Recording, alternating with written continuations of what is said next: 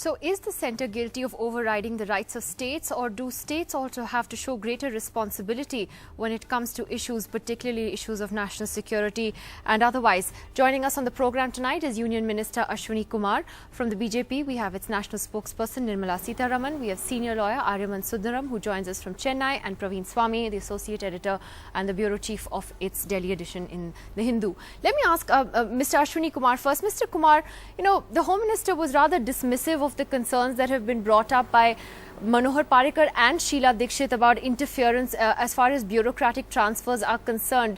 I mean, should the government be so dismissive about concerns that are not just being raised by opposition chief ministers clearly, but even your own?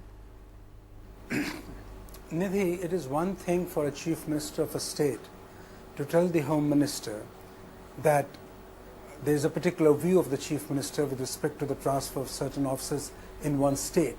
It is another thing to say that merely because the Home Ministry has taken a view on transfers of IAS and IPS officers, which under the rules is the sole prerogative of the Home Ministry, that will constitute an infraction of the state's rights, or will lead to tension between the centre and the states, or will be an infraction of the federal scheme of the Constitution, would be extending the argument too far.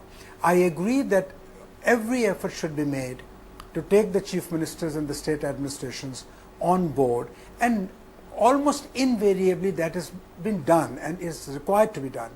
I heard on your show that the Home Minister said that these are pure administrative hiccups, and somebody else said that the Home Ministry has stated to have consulted the state governments before effectuating the transfer orders. I think we should allow the matter to rest there. I agree that in these small matters there should not be any tension that should be allowed to grow as far as relationship between the centre and the states is concerned. But Mr. Kumar, stretching it beyond a point won't be fair. No, it's only symptomatic of a larger problem clearly that's been building up for some time. And you know, Manohar Parrikar, the Chief Minister of Goa, went as far as to say that it's like a master-servant relationship, and the centre seems to think that it can treat states like their servants. That's a pretty strong comment to make. Well, I don't wish to comment on the Chief Minister's statement. Obviously, he must have felt offended, and he said it in a state of an impulse. I would have used better language if I had been in his place, but that is entirely his prerogative. I really don't think that there is any such thing as master-slave relationship between the centre and the states. The states are integral constituents of the union, and therefore there is space, there is respect for the states, because you can't conceive of a union without the states. It is a union of states. Our country is a union of states, and we have given unto ourselves a federal system based upon clearly demarcated powers in lists 1, 2 and 3.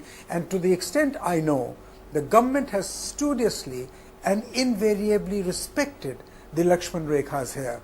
But if the Home Minister of the country says that we had actually consulted the state governments and that it is a minor administrative hiccup, I don't think we should blow it out of proportion. Do you have the NDTV Profit app? All the markets, all the news in your own homemade, ready-made portfolio available there for you.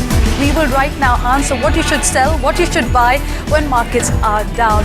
Download at ndtvprofit.com/apps. Get the best app from the channel you trust.